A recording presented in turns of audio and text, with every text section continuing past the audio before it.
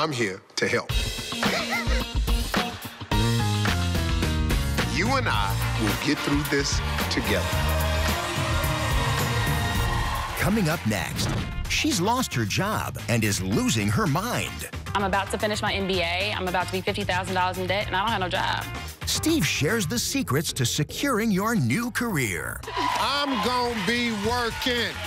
I'm about to be working. Well, listen, folks, nobody wants to get fired, but it can happen to just about anybody for any number of reasons. And whether you've been laid off, fired, or maybe even quit, you can bounce back. And here to tell us how is workplace guru and author of Bulletproof Your Job, Stephen Viscusi. Stephen? I see you. Good. What's the current unemployment situation in this country? Well, technically, the recession is over. Unemployment is coming down. However, 55,000 people a day are getting laid off or fired from their job. We still have 11.5 million people unemployed, far too many. Okay, well, I heard from a woman who says she's completely deflated after being fired. She's thinking about changing careers. Please welcome Ariel. Hi, Ariel, how are you? Good, how are you? Okay, look, just tell us what happened.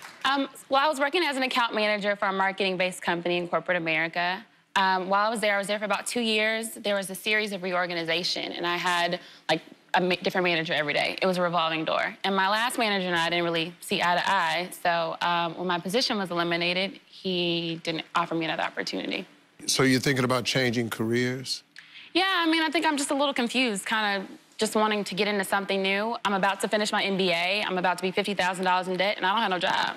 I don't really struggle with confidence, but I just want to make sure, like, after being fired and after being made promises that weren't delivered on, I just don't know that I have it in me to kind of get back into corporate America. What's your alternative career idea? Well, my undergraduate degree is in journalism, so I would like to kind of get into broadcast journalism since I never got to use that skill set. Though she may look like it, I didn't just graduate from college, so just starting all over again, I just don't know. You just thought you'd throw that in there? Yeah, I just, okay.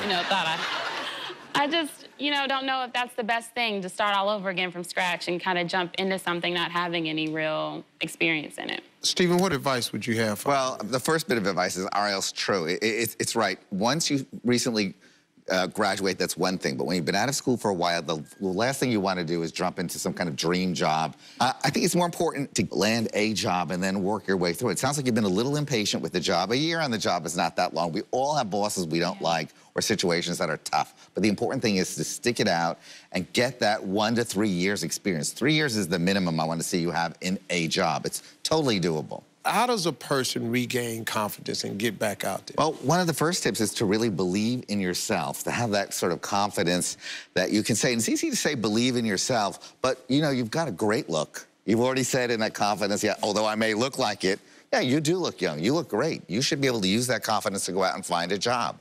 And then once you do find the job, be patient with it. Bite your tongue when you don't like the boss. Today, the secret is just having the job and getting through there. There's no more dream job. Get the job and then dream about all the money that you're going to spend once you have that job. Yeah, exactly. Then, listen, I want to take a page. I always tell this to women in particular. Take a page out of your book, Interview Like a Man. Guess what? Women can interview like a man. Cocky, confident, firm handshake. Give me that handshake. Oh, that's a good handshake. I call that a Viagra handshake. I like a really firm handshake. And I want you to go in there, really tough and really, really confident.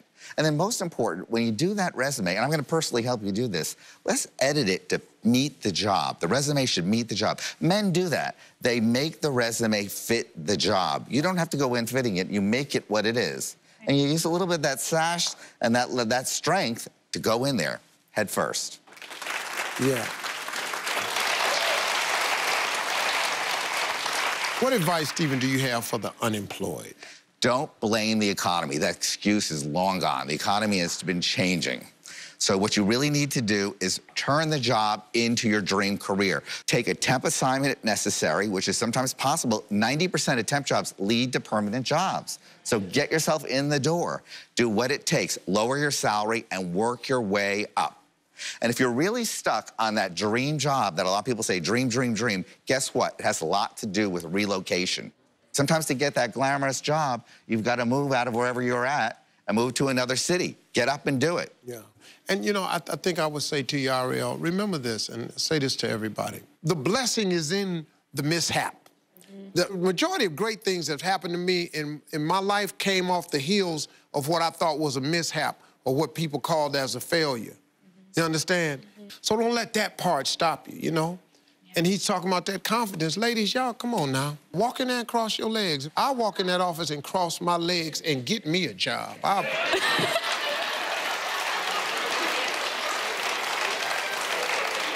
hello. I'm gonna be working. Stephen has agreed to work with Ariel to help her find work. Thank you, Ariel. Thank you very much. Good luck to you. Stephen, great job, buddy. Appreciate you, man. Thanks for Hey, folks, and a special thanks to Stephen. We'll be right back, folks.